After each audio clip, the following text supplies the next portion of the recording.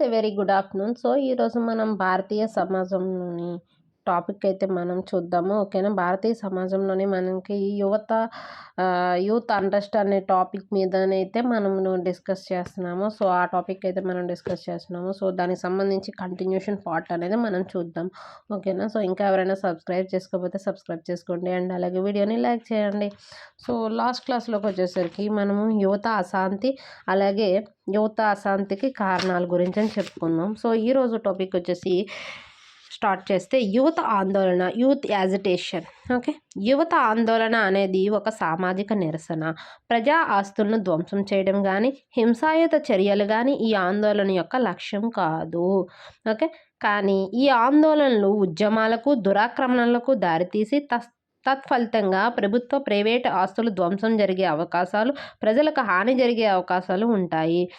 So, యువత ఆందోళన ఎన్ని రకాలుగా ఉంటుందన్నది మనం ఇప్పుడు చూద్దాం. ప్రతిఘటన ఆందోళన. ప్రతిఘటన ఆధారిత ఆందోళన యొక్క ప్రధాన లక్ష్యము అధికారులతో చర్చలు జరపడము. ఉదాహరణకు, విశ్వవిద్యాలయాల్లో మూల్యాంకన విధానంలో లోపాలు ఉన్నప్పుడు విద్యార్థులు ఆందోళన చేసి చర్చలు జరిపి విశ్వవిద్యాలయం యొక్క అకాడమిక్ కౌన్సిల్ను బలవంతం చేసైనా మూల్యాంకన నమూనాను మార్చేలాగా చేయడము. ఓకేనా? అంటే మనం ఇప్పుడు ఎప్పుడైనా చూస్తుంటాం, మనకి ఏదైనా మన మార్క్స్ అనేది మనకి రాంగ్ వచ్చింది అనుకోండి, అంటే అందరికీ కూడా ఏ ఒక్కరికి వస్తే అది ఆందోళన జరగదు. బట్ ఏంటంటే అందరికీ మనకి రాంగ్ వచ్చింది. ఇప్పుడు మనం ఎగ్జామ్స్లోనే రాస్తుంటాం, గవర్నమెంట్ ఎగ్జామ్స్లో గట్టా. సో, అప్పుడు ఏమవుతుంది, మనకి మార్క్ వాళ్ళు యాడ్ చేయాలి. బట్ వాళ్ళది రాంగ్ వచ్చి మనకి యాడ్ చేయలేదు అనుకోండి, అప్పుడు ఎలా వస్తుంది? మనం అందరం ఆందోళన చేస్తాం కదా. అంటే ఖచ్చితంగా అది మళ్ళీ మనకి యాడ్ చేసేంత వరకు కూడా మనం చేస్తాం. అదనమాట ఆ రకంగా. నెక్స్ట్, ఒప్పించే ఆందోళన. అధికారులతో తమ సమస్యలను చర్చించడం ద్వారా అధికారుల వైఖరిని మార్చి ఒప్పించే ప్రయత్నం చేయడము. ఓకే. నెక్స్ట్, విప్లవాత్మక ఆందోళన. ఇది విద్య మరియు సామాజిక వ్యవస్థలో అకస్మాత్తుగా భారీ మార్పులు తీసుకురావడానికి చేసే ఆందోళన. 1989-96 వరకు అస్సాంలో జరిగిన బోడో ఉద్యమము, 1994లో ఉత్తరప్రదేశ్లో జరిగిన ఉత్తరాఖండ్ ఆందోళనలు, 2023లో ఖలిస్తాన్ కోసం అమృతపాల్ సింగ్ చేసిన ఆందోళనలు ఇందుకు ఉదాహరణలు. ఏంటేంటి? 1989 నుంచి 96 వరకు అస్సాంలో జరిగిన బోడో ఉద్యమము, 94లో ఉత్తరప్రదేశ్లో జరిగిన ఉత్తరాఖండ్ ఆందోళన, 2023లో ఖలిస్తాన్ కోసం అమృతపాల్ సింగ్ చేసిన ఆందోళనలు ఈ విప్లవాత్మక ఆందోళనకి ఎగ్జాంపుల్ అంట. నెక్స్ట్, పరిష్కార మార్గాలు. ఇన్ కేస్ ఇలా ఆందోళన చేస్తున్నారు యువత, అప్పుడు మనం ఏం పరిష్కారం చూపించాలి? ఉద్యోగ అవకాశాలు కల్పించడము. విద్యార్థులు, యువత అభిరుచులకు అనుగుణంగా వారిలో ఉన్న విద్యా ప్రమాణాలకు తగ్గ ఉద్యోగ అవకాశాలను కల్పించడము. వృత్తి విద్యలను ప్రోత్సహించి ఉపాధి అవకాశాలను అందించేందుకు కృషి చేయడము. సో, ఇది ఒక రకంగా మంచిదే కదా. ఇప్పుడు ఉద్యోగ అవకాశాలు కల్పించామనుకోండి, మన గవర్నమెంట్ మీద మనం అనేది యాజిటేషన్ రాదు. ఉద్యోగ అవకాశాలు లేకపోతేనే మనకి యాజిటేషన్ వస్తుంది. ఇప్పుడు ఇప్పుడు మనం ఒక చిన్న ఎగ్జాంపులే చూద్దాం. మనకి తెలంగాణలోని గవర్నమెంట్ అనేది ఫార్మేషన్ అయ్యింది అంటే మనకి దానికి కారణం ఏంటి? అక్కడ అనేది అన్‌ఎంప్లాయ్‌మెంట్ పెరిగిపోయింది. ఉద్యోగాలు అనేది మెయిన్ తీయలేదు. సో, అదే అక్కడ ఈ గవర్నమెంట్‌ని పడగొట్టి కొత్త గవర్నమెంట్‌ని అనేది మనకి ఫార్మ్ చేసింది. ఎందుకంటే ఓన్లీ స్టూడెంట్స్ అండ్ ఎంప్లాయీస్ ఒక్కరి మీద బేస్ చేసుకునే వెళ్ళింది గవర్నమెంట్ అనేది. ఓకేనా? సో, అందువల్ల పాత గవర్నమెంట్ పోయింది. ఇప్పుడు కొత్త గవర్నమెంట్ అంటే కంప్లీట్‌గా అన్‌ఎంప్లాయ్‌మెంట్ ఎక్కువైపోవడం వల్ల స్టూడెంట్స్‌లోని ఏంటంటే ఆటోమేటిక్‌గా యాజిటేషన్ పెరిగిపోతుంది. సేమ్ ఇప్పుడు ఏపీలో కూడా అదే పరిస్థితి. ఒక్క జాబ్ అయినా, ఒక్క ఎంప్లాయ్‌మెంట్ అయినా తీసిందా? ఎక్కడా లేదు. అయితే ఎంతసేపు కూడా ఏంటంటే ఒక్క సచివాలయం నోటిఫికేషన్ తప్ప ఇంకా అదర్ నోటిఫికేషన్స్ అయితే ఏమీ ప్రెజెంట్ అయితే లేవు. ఓకేనా? కాబట్టి ఆ ఆందోళన కోసం ఏంటంటే ఆటోమేటిక్‌గా ఎవ్వరికైనా సరే బయటకి అనకపోవచ్చు కానీ అందరికీ కూడా చిరాకొచ్చేస్తుంది. ఎందుకంటే 10 ఇయర్స్ నియర్లీ అనేది ఆ పాత గవర్నమెంట్‌లోని ఉద్యోగాలు తీయలే. కొత్త గవర్నమెంట్‌లోని లేవు. సో, ఆటోమేటిక్‌గా ఏంటి, అన్‌ఎంప్లాయ్‌మెంట్ పెరిగిపోతుంది. జస్ట్ ఒక సింపుల్ ఎగ్జాంపుల్. ఒక పర్సన్ డిగ్రీ చదివి బయటకొచ్చాడు అంటే ఆ ఇయర్ కంప్లీట్ అయిన తర్వాత అతను జూనియర్ అండి. అతను 1 ఇయర్ అంతా ఖాళీ ఉన్నాడు. నెక్స్ట్ టైమ్‌కొచ్చేసరికి అతను జూనియర్‌తో కూడా అతను కాంపిటేటివ్‌లోని మనం అడుగు పెడతారు. ఎందుకంటే ఆల్రెడీ ఇప్పుడు ఇతనితో పాటు రిలీవ్ అయిన వాళ్ళు 1000 మంది ఉన్నారనుకోండి. అతని జూనియర్స్ 2000 మంది ఉన్నారు. సో, వాళ్ళు రిలీవ్ అయిపోయారు. అంటే టోటల్ ఎంతమంది? మొత్తం 3000 మందితోటి ఈ మనిషి కాంపిటేటివ్ ప్రిపేర్ అవ్వాలి. అలా ఉంటదనమాట. అన్‌ఎంప్లాయ్‌మెంట్ పెరిగిపోతూ ఉంటేననమాట. ఎవరికీ ఉద్యోగ అవకాశాలు రావు. సో, అలాంటప్పుడు ఏంటంటే స్వయం ఉపాధి మీద ఎక్కువ మంది ఆధారపడతారు. సో, దానికి తగ్గట్టుగా ఉపాధి అవకాశాలు కల్పించాలి అని జెప్పేసి అదొక మార్గం యువతను శాంతింప చేయడానికి. ప్రాథమిక తరగతుల నుంచే పాఠశాల పాఠ్యాంశాలలో నైతిక విలువలు, మోరల్ వాల్యూస్ ప్రవేశపెట్టడము, క్రమశిక్షణా విధానాన్ని అలవాటు చేయడము, సమాజం పట్ల అవగాహన ఏర్పడే కార్యక్రమాలను చేపట్టడము చేయాలి. ఆర్థికంగా వెనుకబడిన విద్యార్థులకు స్కాలర్‌షిప్‌లు అందించడం, ఫీజుల విషయంలో ఆర్థిక వెసులుబాటు కల్పించడము, ఎర్న్ వైల్ యూ లెర్న్ అనే విధానానికి ప్రాధాన్యత ఇవ్వడం. ఎర్న్ వైల్ యూ లెర్న్ అంటే ఇప్పుడు చదువుతూ సంపాదించు అలా అన్నమాట.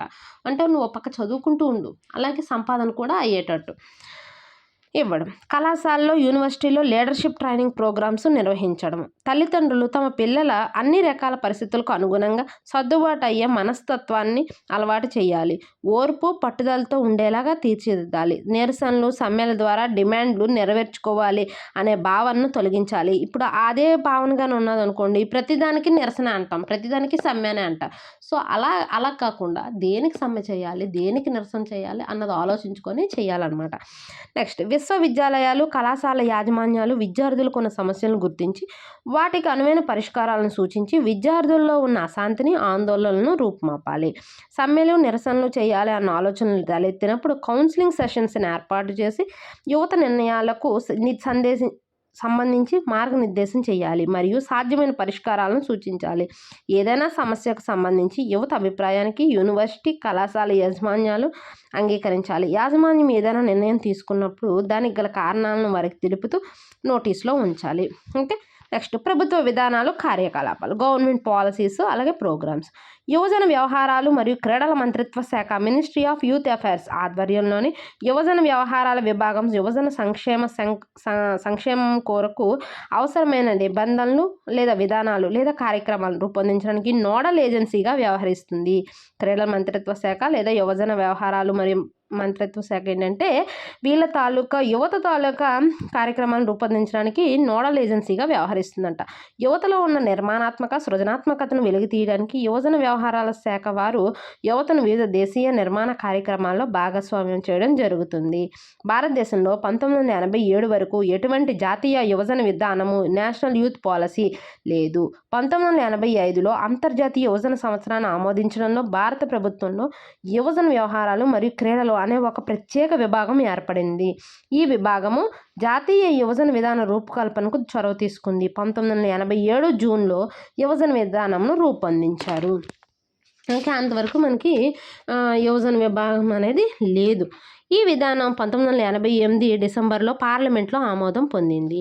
జాతీయ యువజన విధానంలోని మార్గదర్శకాల ఆధారంగా department of youth affairs and sports వారు ప్రధానమంత్రి అధ్యక్షతన ఒక జాతీయ స్థాయి కమిటీని ఏర్పాటు చేశారు. National perspective plan for the youth 1996 to 2000ను రూపొందించడం జరిగింది. ఓకే. ఈ విధానం తాలూకా లక్ష్యాలేంటి? యువత స్థితి, విద్య, అభివృద్ధి, ఉపాధి, విశ్రాంతి సమయము, వినోదానికి సంబంధించిన రాజ్యాంగపరమైన, చట్టపరమైన, సామాజిక మరియు పాలనా నిబంధనలను పరిశీలించడము, యువతను క్రియాత్మకంగా సమర్థులను చేయడము మరియు ఆర్థిక బలోపేతం చేయడానికి అవసరమైన సిఫారసులను చేయడము, ఆరోగ్యము, విద్య, శిక్షణ మరియు ఉపాధి రంగాల్లో యువత యొక్క అభివృద్ధి, సాధికారతకు అవసరమైన చర్యలను సిఫారసు చేయడము. నెక్స్ట్, జాతీయ యువజన విధానం 2003, నేషనల్ యూత్ పాలసీ 2003. 1988లో రూపొందించిన జాతీయ యువజన విధానం స్థానంలో జాతీయ యువజన విధానం 2003ని తీసుకొచ్చారంట. ఈ యువజన విధానము దేశంలోని యువకుల అవసరాలను మరియు ఆకాంక్షలను పరిష్కరించేందుకు భారత ప్రభుత్వంచే అభివృద్ధి చేయబడిన ఒక విధాన పత్రము. ఏది? జాతీయ యువజన విధానము 2003. యువకులు సమగ్ర అభివృద్ధిని ప్రోత్సహించడం మరియు దేశంలోని సామాజిక, ఆర్థిక మరియు రాజకీయ ప్రక్రియల్లో సమర్థవంతంగా పాల్గొనడానికి వీలు కల్పించే లక్ష్యంతో యువజన వ్యవహారాలు మరియు క్రీడల మంత్రిత్వ శాఖ ఈ విధానాన్ని రూపొందించిందట. ఈ విధానం ముఖ్యంగా యువత యొక్క విద్య, ఉపాధి, ఆరోగ్యము, శ్రేయస్సు, పాలన మరియు యువత కేంద్రీకృత కార్యక్రమాలు వంటి అనేక కీలక రంగాలపై దృష్టి పెడుతుంది. పెడుతుంది. ఇది భారతదేశంలోని యువజన జనాభా యొక్క వైవిధ్యాన్ని మరియు గ్రామీణ యువత, మహిళలు మరియు అట్టడుగు వర్గాలతో సహా వివిధ సమూహాల నిర్దిష్ట అవసరాలను తీర్చడానికి అవసరమైన చర్యలను రూపొందించడానికి సూచిస్తుంది. ఓకే, ఈ విధానం తాలూకు ముఖ్య లక్ష్యాలు ఏంటి? ప్రపంచంలో ఆర్థిక వ్యవస్థతో పోటీ పడేలాగా యువతకు నాణ్యమైన విద్య మరియు వృత్తి శిక్షణను అందించడము, యువతలో వ్యవస్థాపకత మరియు స్వయం ఉపాధిని ప్రోత్సహించడము, ఆరోగ్యకరమైన జీవనశైలిని ప్రోత్సహించడము మరియు ఆరోగ్య సంరక్షణ సేవలను అందించడము ద్వారా యువత ఆరోగ్యమును కాపాడటము మరియు శ్రేయస్సును నిర్ధారించడము, దేశం యొక్క రాజకీయ ప్రజాస్వామ్య ప్రక్రియలో యువకుల క్రియాశీల భాగస్వామ్యాన్ని ప్రోత్సహించడము, యువత సాంస్కృతిక క్రీడా కలాపాలను ప్రోత్సహించడం మరియు వారిలో జాతీయతను పెంపొందించడము. ఓకే, సో ఇది జాతీయ యువజన విధానము 2003. ఇది జాతీయ యువజన విధానం 2014. జాతీయ యువజన విధానం 2003 స్థానంలో యువత యొక్క సర్వతోముఖాభివృద్ధికై తోడ్పడడానికి వీలుగా జాతీయ యువజన విధానం 2014ను ఫిబ్రవరి 2014 రూపొందించారు. ఈ విధానం యువత యొక్క వయసును 15 నుంచి 29 సంవత్సరాలుగా భావించింది. యువత తాలూకా ఏజ్ ఎంతంటే ఈ విధానం ద్వారా 15 నుంచి 29 సంవత్సరాలు. ఈ విధానం యొక్క విజన్ ఏంటంటే దేశంలోని యువత తమ పూర్తి సామర్థ్యాన్ని సాధించే విధంగా ప్రోత్సహించి తద్వారా భారతదేశాన్ని సముచిత స్థానంలో ఉంచడము. ఈ విజన్ సాధించడానికి 5 లక్ష్యాలను ఈ 5 లక్ష్యాలకు సంబంధించి 11 ప్రాధాన్యత అంశాలను నిర్దేశించారంట. సో ఆ లక్ష్యాలు ఏంటి, ఆ ప్రాధాన్యత అంశాలు ఏంటంటే ఇగోండి చూడండి. ఓకేనా, సో ఇగోండి దీన్ని మళ్ళీ నేను షార్ట్లో మీకు ప్రొవైడ్ చేస్తాను. సో సింపుల్గా చదువుకోవడానికి ఇది వేరేగా. ఓకే, ఈ విధానము పైన పేర్కొన్న లక్ష్యాలను సాధించడానికి ప్రభుత్వ సంస్థలు, పౌర సమాజ సంస్థలు మరియు ప్రైవేట్ రంగాల మధ్య ఉండవలసిన సహకారం యొక్క ప్రాముఖ్యతను కూడా నొక్కి చెప్పింది. ఈ విధానము యువకుల భాగస్వామ్యం మరియు సాధికారతకు తోడ్పడే యువతల నేతృత్వంలోని సంస్థల పాత్రలను గుర్తిస్తుంది మరియు యువత కేంద్రీకృత కార్యక్రమాల రూపకల్పన మరియు అమల్లో ఆ సంస్థల తాలూకా ప్రమేయాన్ని ప్రోత్సహిస్తుంది. మొత్తం మీద జాతీయ యువజన విధానం 2014 దేశంలోని యువత అభివృద్ధికి మరియు దేశం యొక్క ఆర్థిక, సామాజిక మరియు రాజకీయ ప్రక్రియల్లో యువత భాగస్వామ్యానికి మార్గదర్శకాలను అందిస్తుంది. ఓకే, సో ఇది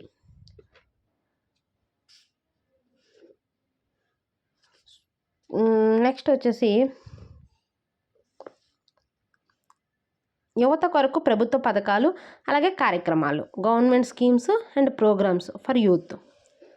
ఓకే, సో దీని గురించి ఏంటంటే యువత సంక్షేమం కొరకు యువజన వ్యవహారాలు మరియు క్రీడల మంత్రిత్వ శాఖ ఆధ్వర్యంలోని యువజన వ్యవహారాల శాఖ 2015-16 వరకు 10 పథకాలు అలాగే కార్యక్రమాలను అమలు చేసేది. పథకాలు లేదా కార్యక్రమాలను అమలు చేసేదట. మెరుగైన సమన్వయము మరియు వనరులను మరింత ప్రభావవంతంగా ఉపయోగించడం కోసం 2016 ఏప్రిల్ 1వ తేదీ నుంచి ఈ పథకాలన్నింటినీ కలిపి 3 పథకాలుగా పునర్నిర్మించిందట. సో ఇగోండి ఈ పునర్నిర్మాణానికి ముందు ఏ పథకాలు ఉన్నాయంటే నెహ్రూ యువ కేంద్ర సంఘటన NYKS, జాతీయ యువజన దళము NYC, జాతీయ క్రమశిక్షణ కార్యక్రమం NDS, youth hostels, international cooperation, జాతీయ యువజన కౌమారదశ అభివృద్ధి కార్యక్రమము, assistance to scouting and guiding organisations, జాతీయ యువజన నాయకుల కార్యక్రమము, జాతీయ సేవా పథకము, రాజీవ్ గాంధీ జాతీయ యువజన అభివృద్ధి సంస్థ, ఇలా 10 ఉండేవి. సో వీటన్నిటిని కలిపి 3 పథకాలుగా మార్చిందంట పునర్నిర్మాణం తర్వాత. ఇగోండి ఇక్కడ ఫస్ట్ నుంచి 8th వరకు ఈ ఉండేవన్నీ కూడా ఈ పథకాలన్నింటినీ కలిపి రాష్ట్రీయ యువశక్తి కిరణ్ కార్యక్రమంగా రూపొందించారు, RYSK. ఈ జాతీయ సేవా పథకాన్ని ఇది మాత్రం జాతీయ సేవా పథకంగానే ఉంచారు. రాజీవ్ గాంధీ జాతీయ యువజన అభివృద్ధి సంస్థ, ఇది కూడా రాజీవ్ గాంధీ జాతీయ యువజన అభివృద్ధి సంస్థగానే ఉంచారు. ఓకేనా, వీటినే మాత్రమే వీళ్ళు మార్చారనమాట. నెక్స్ట్ రాష్ట్రీయ యువ సశక్తికరణ కార్యక్రమం, యువ సశక్తికరణ అట. ఇది జాతీయ యువజన విధానము 2014లో భాగంగా 2017లో భారత ప్రభుత్వం ప్రారంభించిన కార్యక్రమము. యువత తమ పూర్తి సామర్థ్యాన్ని గ్రహించి తద్వారా దేశం యొక్క సామాజిక ఆర్థిక నిర్మాణానికి తోడ్పడేలాగా చేయడమే ఈ కార్యక్రమం యొక్క ముఖ్య లక్ష్యము. 2015-16 వరకు ఉన్న ఈ 8 పథకాలను పునర్నిర్మించి RYSK పథకాన్ని రూపొందించారు. RYSK అంటే రాష్ట్రీయ యువ సశక్తికరణ కార్యక్రమం. నెక్స్ట్ నెహ్రూ యువ కేంద్ర సంఘటన్ ఇది భారత ప్రభుత్వంలోని యువజన వ్యవహారాలు మరియు క్రీడల మంత్రిత్వ శాఖ ఆధ్వర్యంలో స్వయం ప్రతిపత్తి గల సంస్థ. దీనిని 1972లో యువకుల వ్యక్తిత్వము మరియు నాయకత్వ లక్షణాలు పెంపొందించడము మరియు దేశ నిర్మాణ కార్యక్రమంలో వారికి చురుకైన భాగస్వామ్యాన్ని ప్రోత్సహించే లక్ష్యంతో ఏర్పాటు చేశారు. ఇది ప్రధానంగా అక్షరాస్యత, విద్య, ఆరోగ్యము, కుటుంబ సంక్షేమం, పారిశుధ్యము, పరిశుభ్రత, పర్యావరణ పరిరక్షణ, సామాజిక సమస్యలపై అవగాహన, మహిళా సాధికారత, పౌర విద్య, విపత్తుల నుంచి ఉపశమనం మరియు పునరావాసం వంటి కార్యక్రమాలపై దృష్టి పెడుతుంది. ఓకే, నెక్స్ట్ జాతీయ యువజన దళము. ఈ కార్యక్రమాన్ని 2010 నుంచి 10-11 నుంచి NYKSలో భాగంగా అమలు చేస్తున్నారు. క్రమశిక్షణ మరియు అంకితభావం కలిగి జాతి నిర్మాణానికి సమ్మిళిత అభివృద్ధి సామాజిక లేదా తోడ్పడాలి అనే దృక్పథం కలిగి యువత సమూహాన్ని ఏర్పాటు చేసి వారు యువ సమూహానికి రోల్ మోడల్గా వ్యవహరించేలా తీర్చిదిద్దడము ఈ పథకం యొక్క ప్రధాన లక్ష్యము. 18 నుంచి 29 సంవత్సరాల వయసు గల యువత ఇందులో 2 సంవత్సరాల పాటు భాగస్వాములుగా ఉంటారు. జాతీయ యువజన కౌమార దశ అభివృద్ధి కార్యక్రమము. ఈ కార్యక్రమంలో భాగంగా యువత మరియు కౌమారులు అభివృద్ధి కార్యక్రమాలు చేపట్టే ప్రభుత్వేతర సంస్థలకు ఆర్థిక సహాయం అందించబడుతుంది. ఈ పథకంలో లబ్ధిదారులు ఎవరంటే 15 నుంచి 29 వయసు గల యువకులు, 10 నుంచి 19 సంవత్సరాల వయసు గల కౌమారులు. జాతీయ యువజన నాయకుల కార్యక్రమము. యువతలో నాయకత్వ లక్షణాలు పెంపొందించే ఉద్దేశంతో ఈ కార్యక్రమాన్ని 2014 డిసెంబర్లో ప్రారంభించారు. యువత వారు ఎంచుకునే విభాగంలో నైపుణ్యాలను పెంచుకునే విధంగా ప్రేరేపించి వారిని అభివృద్ధిలో ముందంజలో తీసుకురావడానికి ఈ పథకం లక్ష్యము.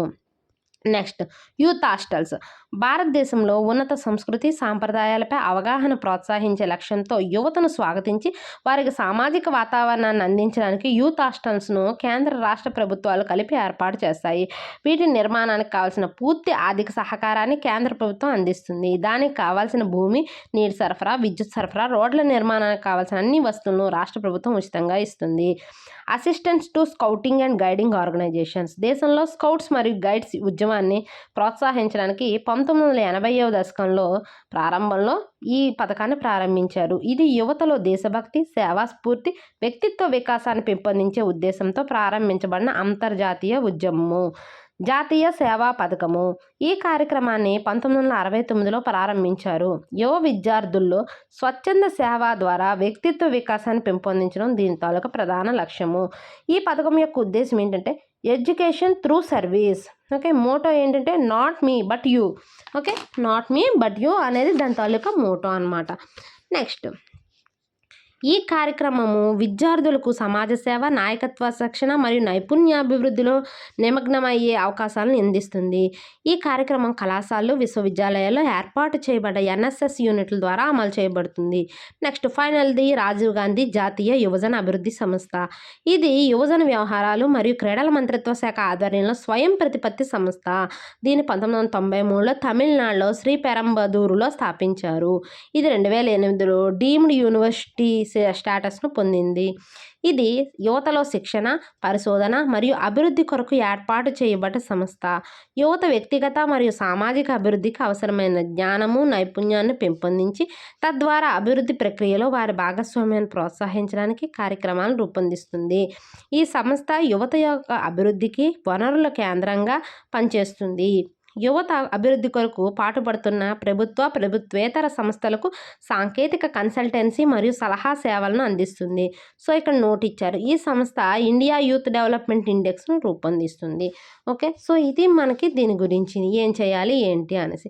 ఓకే, నెక్స్ట్ క్లాస్లో యువత ఉపాధి మరియు నైపుణ్యాభివృద్ధి పథకాలు గురించి అని చెప్పేసి మనం నెక్స్ట్ క్లాస్లో చూసుకుందాం. ఇంకా ఎవరైనా సబ్స్క్రైబ్ చేసుకోకపోతే సబ్స్క్రైబ్ చేసుకోండి. అండ్ అలాగే వీడియోని లైక్ చేయండి, వీడియోని షేర్ చేయండి. Thank you.